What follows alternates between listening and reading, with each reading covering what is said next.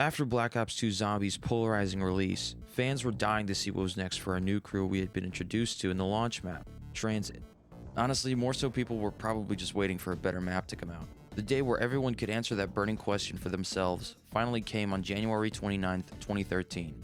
Well, when everyone on Xbox could answer that question. It came out a month later for everybody else. Anyways, with the first DLC pack for Black Ops 2, Revolution, we were at last gifted with another Zombies map by the name of Die Rise.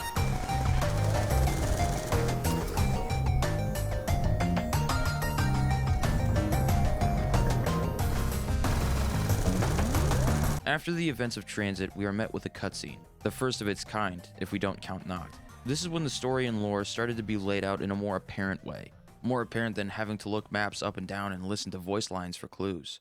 The intro cutscene throws a lot in our face. Things somehow become more radical than they were in Tranzit, at least in some cases. We see our cast be somehow teleported away from where we were in Tranzit to someplace in China. As you may be able to surmise if you paid real close attention, it's established that our new characters are now stuck in a time loop. But what starts us off in familiar, unsettling territory are the voices Stuhlinger seems to be hearing in his head, in this group, the Flesh, he speaks of. If you can recall, back in Tranzit, we could hear a few different survivors over the radio. A common theme was some people hearing voices in their heads. In a more twisted turn of events, we even heard the name, the Flesh, mentioned in one survivor radio transmission. I'll do it for you and the Flesh. Thinking about it a little harder, and with just a little bit more context that the intro provides, one can now fit the pieces closer together to come to the conclusion that maybe the voices and the Flesh are related. However, we're not quite sure what the Flesh is just yet, although it looms ominously in the back of our heads. When you spawn in, you can quite clearly see that the environment is a jarring change from Tranzit's. Instead of an eerily out-of-place town, we are met with barren and destroyed high-rise skyscrapers. It's not very common for us to be in such civilian places like this in Zombies, and that just makes the shift from Tranzit's conspiratorial atmosphere to this that much more intense. Rather than being greeted with a vacant wasteland covered in lava and fog, we stare at the bright sky where we can see meteoroids in orbit, an obvious reminder of what happened on the moon and of our current situation. Peering over the side, we see that the fog and lava hasn't dissipated or gone away, we've just left it on the surface as we tower above it. It makes you think about what it's like down there. What was it like when the rockets struck? How about after that, when the outbreak came? A stark contrast from Tranzit, this was a massively populated area. We get to see the efforts of the public dealing with this situation like never before, and the colossal chaos that ensued. What was once a luxury hotel, clean office building, or bustling high-rise mall now lies in complete ruins. This destruction is shared even through the sweatshops and dank living quarters of the lower levels, where people once lived.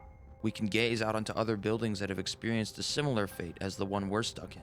Buildings folded in half, toppling over each other. It makes you think, are survivors still left alive in those crumbling remains? Could they have sought shelter in these tall skyscrapers to escape the disarray that lies on the ground? Elevator shafts are painted with blood, stairways collapsed, and lounge rooms ravaged by the outbreak, by the meteors, and by everything that followed, combined with the total abandonment, leaves us with a familiar, almost comforting sense of loneliness.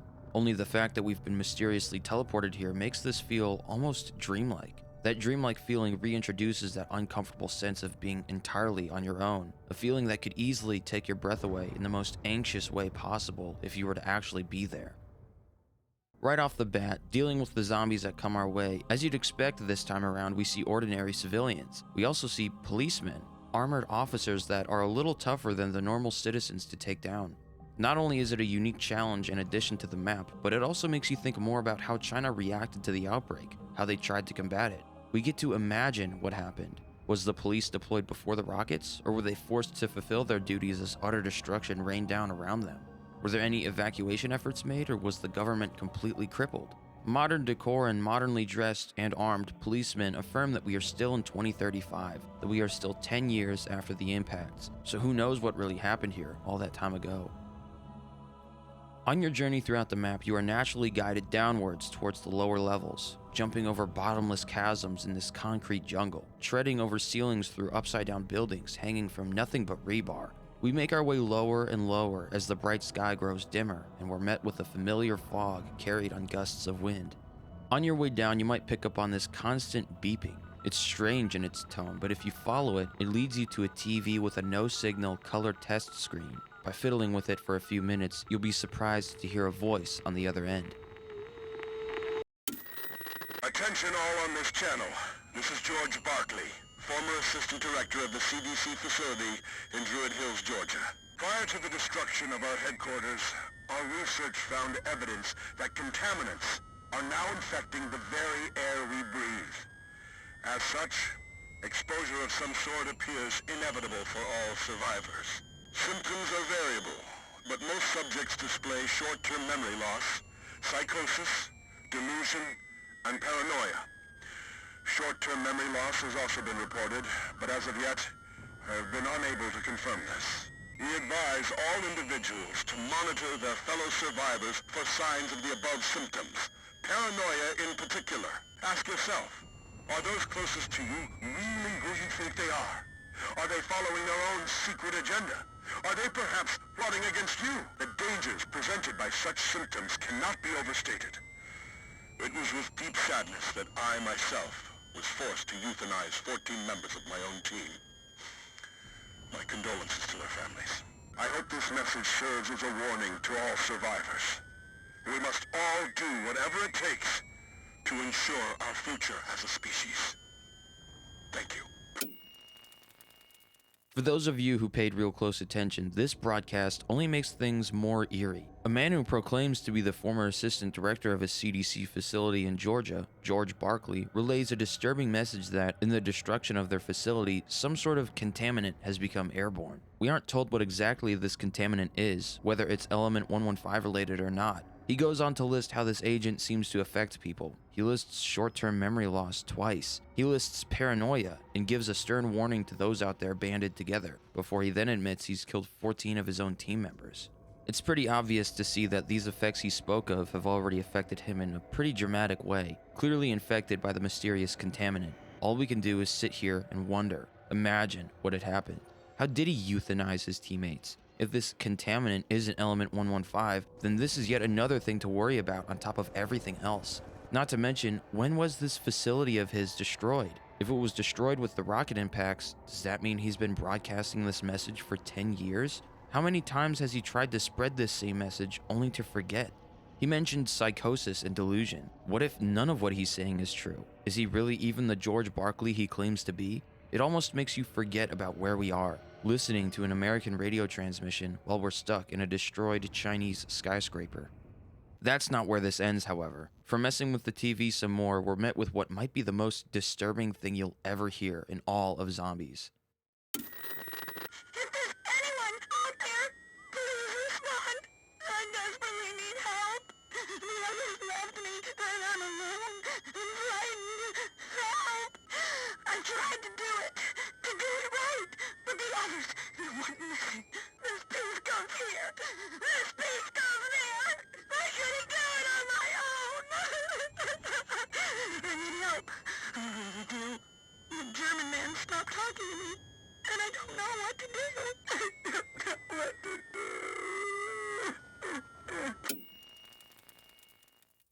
This frantic woman sending out a distressed call for help sounds eerily similar to some of the transmissions we heard in Transit. She talks of how the others left her. Could she have been in one of those groups banded together, vying for survival? She says something about a German man that stopped talking to her, which sounds strangely specific. All of that does little to distract us from how harrowingly anxiety-inducing it all is. To think about being left in a situation like that, abandoned by everyone, left all alone. It certainly isn't the first time we've witnessed someone in that scenario, but this might just be the creepiest and most nerve-wracking. However, if we continue flipping through the channels, we are met with yet another transmission. Science has failed us. He has abandoned us. In this new world, we alone are your salvation. We alone can light the way. Hear our words. Heed our call. There is but one path to enlightenment. Just as they would consume us, we must consume them. We are the living, and we are the dead. We are the flesh, and the flesh is us. We will not starve. We will thrive. This broadcast is among one of the strangest in all of zombies, and the implications it has are devastating.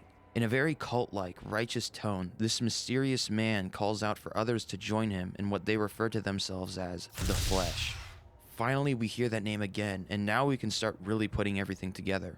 The first time we ever heard of the Flesh was back in Tranzit, and now it makes much more sense. The Flesh, through their not-so-subtle words, seems to be a group who worships cannibalism. Not just any cannibalism, but the eating of zombies. Like I said earlier, maybe the Flesh and the mysterious voices in people's heads can be related, and this is something we can pin all the way back to Tranzit. The camp at Jackass Flats was split up because some members began to hear voices. Another radio broadcast was made by someone talking to the mysterious voice and declaring to kill his friends in the name of the Flesh. Not only that, but in the transmission I played for you a few moments ago, that crazed woman spoke of how a German man stopped talking to her. With all of that, we can deduce that the consumption of zombie flesh causes people to hear voices in their heads and God knows what else. In retrospect, the Flesh seemed to be a lot more present during Transit than we could have ever thought. Looking back on it now, it only makes it scarier. And that leads us to Stuhlinger. If you can recall in the intro cutscene, he says, "Oh, you can't tell them about the Flesh! What I did, they'd kill me if they knew." It's quite obvious to us now that Stuhlinger at least was a part of the Flesh. Through his words, his personality, his demeanor, and the fact that he hasn't tried to kill the rest of the crew shows us that he most likely isn't a part of the Flesh anymore. In fact, he seems almost regretful about it. We even see the effects of the Flesh firsthand when we play as Stuhlinger. Every once in a while, you'll hear the zombies scream out in agony.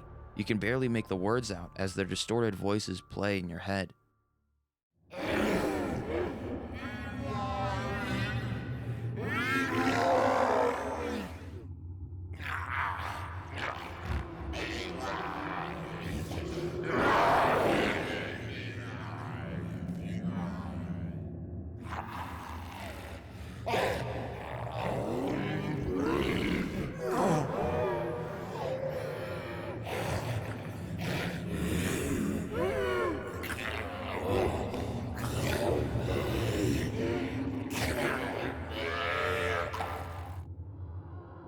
It's another incredibly unsettling thing to witness and hear. I can only imagine coming across this organically for the first time. With that, the Flesh and how it affects Stuhlinger adds another dynamic to our crew. To know that if they found out, their trust would be severed, dividing our group like what has happened to so many others it seems. Apparently they know he hears voices in his head, they just can't quite connect the dots. Maybe it's because they have no time to. We were teleported here directly after Transit. Or maybe they don't want to, and just hope they all can survive together without any bloodshed. We are still left with the mystery of the German man that woman spoke about. It's obvious to the classic Zombies fans and even those who just paid attention to the Easter egg, but to put it together for you, when we play as Stuhlinger on Transit, who do we hear? We hear Richtofen, whereas everyone else hears Maxis. Maxis speaks to us through electronics, and Richtofen is in Stuhlinger's head. That woman was obviously referring to Richtofen when she said German man. One way or another, she consumed zombie flesh. Is that why her group left her? Was she in a similar situation to Stuhlinger? Was she even a part of the Flesh, or did she just do it to survive? Was she the only one in her group that heard voices? We're left with nothing but speculation. Only for a moment it seems, as we're clued into yet another transmission. Redcon 5, this is Saber 1-0. Our sweep failed to find any evidence of survivors on site. Broken Arrow is not viable for new FOB. That's a negative, sir. Records appear to have been destroyed in a fire prior to the facility being overrun. Sir, we believe staff may have been trying to destroy evidence implicating them in the outbreak. Understood, sir. Confirm drop at T-5. Retreating to safe distance. Admittedly, this one is no bombshell, but to postulate what is going on here leaves us with endless questions and possible scenarios. By the sound of it, it seems this is some jet pilot relaying to a reconnaissance element that they can't find any survivors at a destroyed Broken Arrow facility that they were intending to use as a new forward operating base. Somehow the pilot has knowledge that records were destroyed in a fire before the facility was demolished. He promptly reasons that the records could have been purposefully disposed of as to not implicate them in the cause of the outbreak. He then confirms the dropping of bombs before retreating. He speaks of an outbreak, which must be one of the many that happened around the globe, but this has to be recent. Perhaps Broken Arrow is responsible for the outbreaks in a certain region? It gives us some insight as to what has been happening all this time. The broadcast sounds like it comes from some military or government entity, so perhaps the USA has been trying to slowly regain control over its own territory all these years. Maybe even investigating some of the corrupt secret testing that they don't know could be related to all that has happened. It also makes us wonder if Broken Arrow is still operating, still experimenting. We changed the channel one last time to hear a final message. To anyone listening, we have food, water, and medical supplies. Enough to last several years. Strangely enough, this sounds like George Barkley from the first transmission. Maybe he really is part of the CDC, seeing as that would be a fitting explanation as to why he has access to all those supplies. One can imagine how others will see that as a salvation, not anticipating that Barkley is unknowingly inviting others to their demise, as his infected, paranoid state of mind will likely euthanize them as he did the others.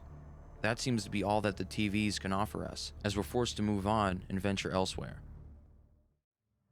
In between the hordes of these buildings' previous occupants, if you revel in the break of madness, you get to realize how truly unique the setting that we're stuck in is. On the upper levels, we are only granted our view of the sky because the top of the skyscraper has fallen over and now hangs upside down.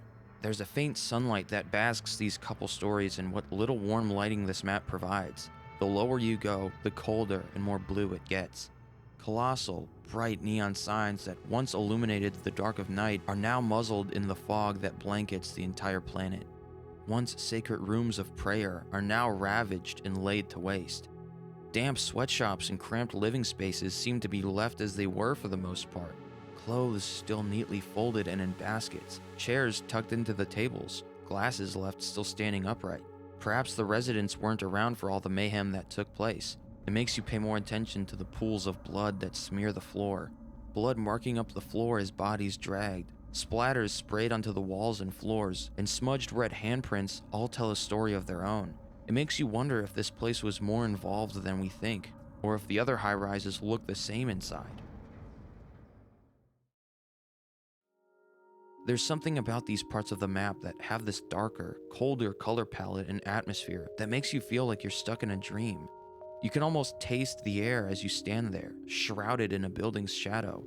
With the fog blowing in the wind, it really does just feel dreamlike. That's the only way I can try to describe it, because you feel all alone.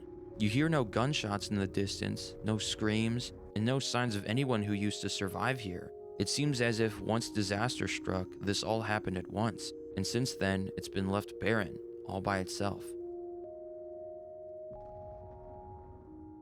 It's by this time you may have survived long enough to witness what are called jumping jacks, a creature you would never expect to see here. If you catch a steady image of one, when they're not violently flailing around the room, they look almost exactly like the Nova crawlers we first saw in Kino der Toten. What are they doing here? They seem to have also mutated. We saw Nova crawlers on the moon as well, only they mutated to teleport short distances. The jumping jacks seem to have that same trait, only they're much more agile and quick. It still begs the question, how are they here, and why do we never see them again? We don't see a lab, and there's no evidence of government experiments in this landscape, which is another complete change of pace from Transit. So how did these things get here? Perhaps China experimented on Nova crawlers themselves, similar to how the USA got their hands on them.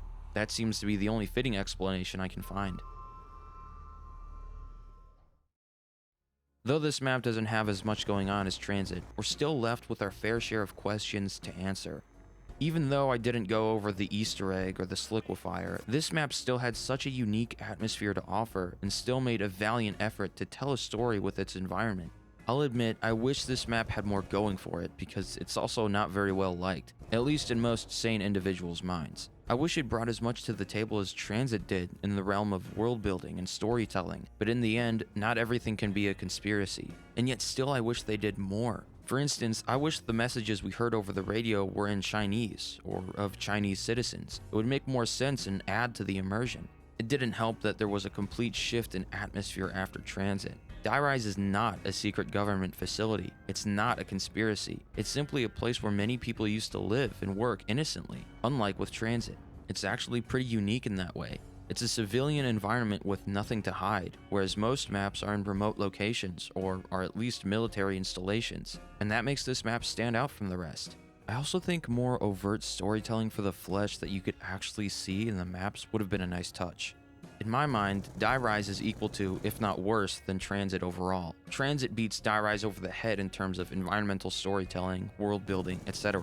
All that to say, I absolutely hate Die Rise, and yet it still intrigues me. It still has that power to pull me in and make me wonder. One thing that I feel like I failed to emphasize in the last video is just how much and just how easy it is to imagine, to dream of the spaces and the world outside of the glimpse we get in these maps. On Tranzit with the survivor radios, with the radios on the other maps like Verrucht and Derice, the tapes on Kino, and the TVs on Die Rise, you start to imagine what life looked like in this universe outside of what we've been shown. I'm sure you've imagined what Derice looked like before the outbreak, or maybe what Kino looked like when it was actually used as a movie theater. Die Rise probably looked a little like the modern and futuristic architecture we see throughout Black Ops 2's campaign and multiplayer. And that's something that's so fun to think about. So my point is, even on Die Rise, in my opinion, one of the least interesting maps, you are still presented with this environment and atmosphere that keeps you wondering. It reels you in and you start to daydream about it. Whereas now, I'm not even in the modern zombies sphere, but I can't imagine that aspect still persists very much nowadays.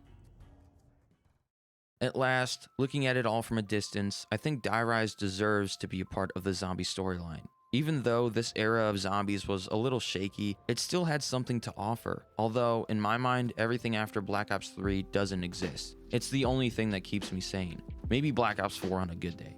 Anyways, I want to thank you all for watching this video and for how much support I got on the last one. Honestly, it blows me away. If you like this video and still want to see more, be sure to let me know. I also wanted to say that I stream here on YouTube and on Twitch every Monday, Wednesday, and Friday. I even play zombies. Oh dear Jesus, help me! So don't be afraid to come hang out and say hi. If you want updates on current videos and whatnot, you can follow my Twitter. And maybe one day I'll even make a Discord if you guys are interested in that. Anyways, liking and subscribing would mean the world to me, but above all, thanks for watching the video all the way to the end. And with that, I will see you all in my next video. Peace.